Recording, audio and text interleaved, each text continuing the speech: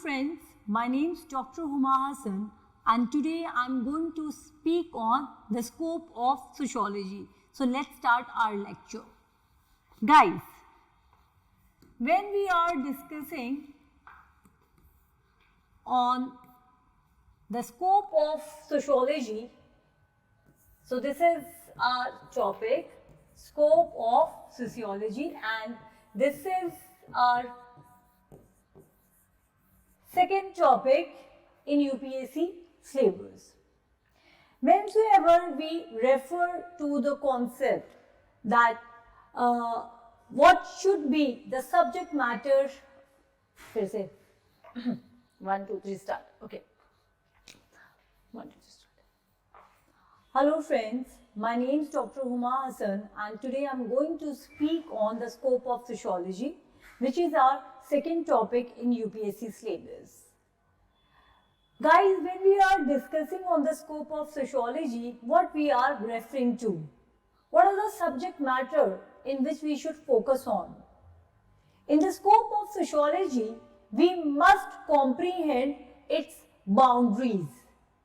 We must tell what we are supposed to read in the discipline of sociology. Friends, when we are discussing the scope of sociology, let me tell you, this discipline had emerged in the 19th century and even today there is no consensus among sociologists, among scholars that what should be the subject matter of sociology. However, there are two important social thoughts on it. So one school of thought believes that the scope of sociology should be limited, and this is popularly given to us by various German scholars, and also another school of thought which highly recommends that the scope of sociology should be wide. So today we are going to speak about these two opinions. So whenever we are referring to on the topic the scope of sociology, so we have two schools of thoughts. We have two schools of thoughts. Okay. So one thought is about formalistic approach.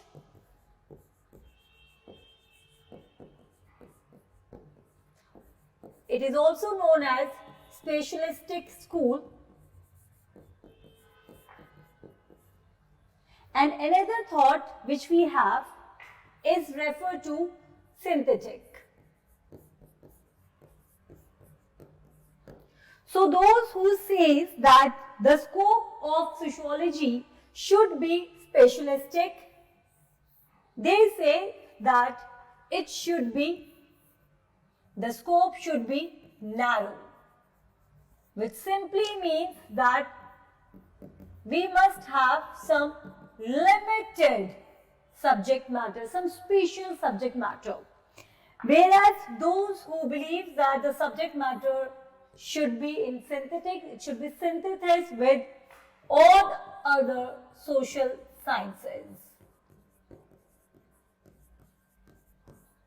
Because when we are dealing with sociology, we are dealing with society, and in society all other disciplines such as political science or economics or culture or anthropology, geography, everything comes and becomes a very important, significant part of society. So in this context, we must have interlinkages, and it should actually speak about in a synthetic manner that the scope of sociology should be wide. So the subject matter should be open to study from various realms of the disciplines. Okay, so let's just quickly have more understanding on specialistic school, that is formalistic school, and here we will going to understand some of the philosophers, because whenever you quote philosophers' names, it becomes I think that makes your answer concrete. It brings completeness in your answer, and it also helps you to maintain coherence in your answer. Okay, so let's just discuss some thinkers. So I am discussing thinker who believed that the scope of sociology should be limited. Okay, so we have George Simmel. So George Simmel is very important philosopher who had given us very concrete understanding, and he was 1858 if I am not incorrect. All right, so 1918, George Simmel, and he has spoke about city, market and economy. So George Simmel is one of the important person, and he says that the sociology should be pure and independent. Okay, this is what George Simmel has said, and he was from Germany. And then we do have very important another thinker, Alfred Kant. Okay, and he is also very important, and I think 1867 and 1953, and he was also from Germany.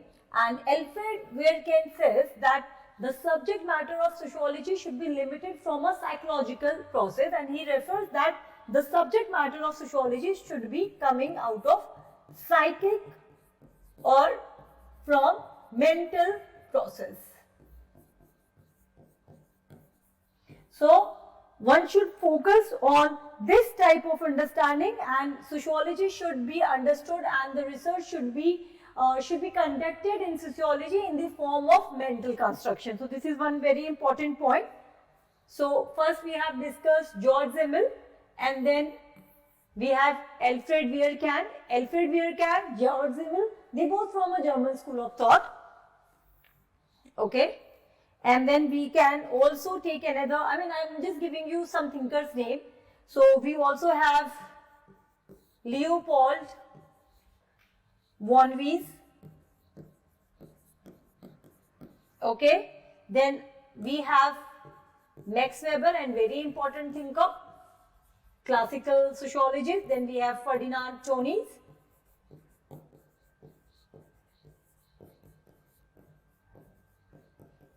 Okay, so all these thinkers, for example, Leopold von Wies, and he was 1876 to 1969, and then we have Max Weber, Ferdinand Tönnies, and so, for example, these people said that, for example, Leopold von Wies. So Leopold von Wies says that the subject matter of sociology should focus on, you can say, social process,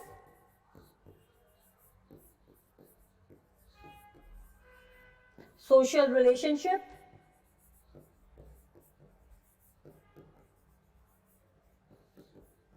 right, and their interaction, and the scope has to be limited.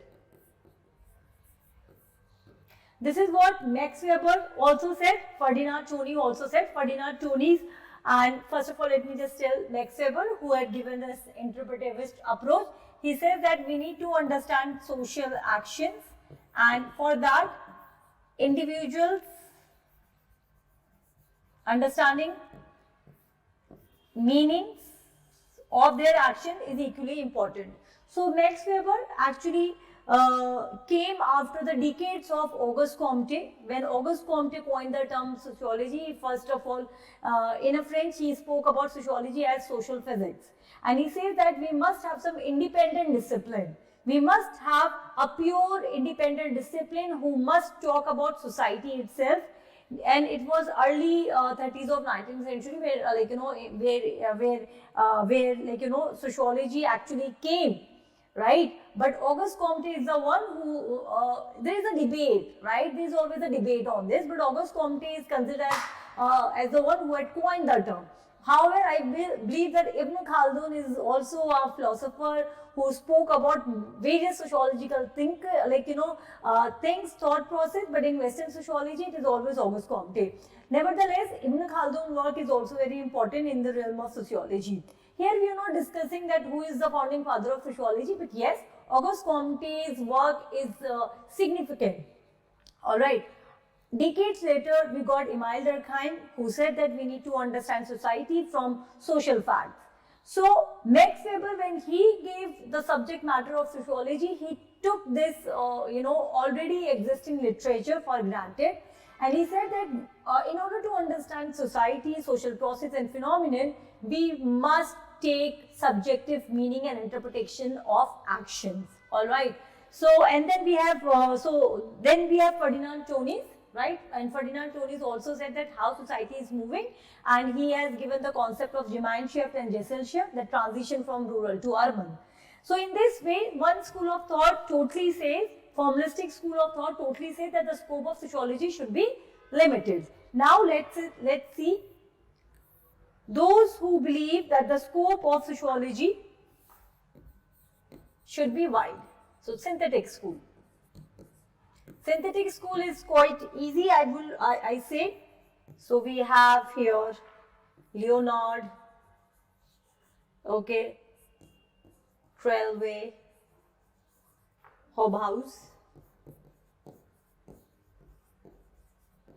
Then we have Petheram A. Sorokin, Alexandrovich Sorokin. We have Maurice Ginsburg. We also have Karl Menahem.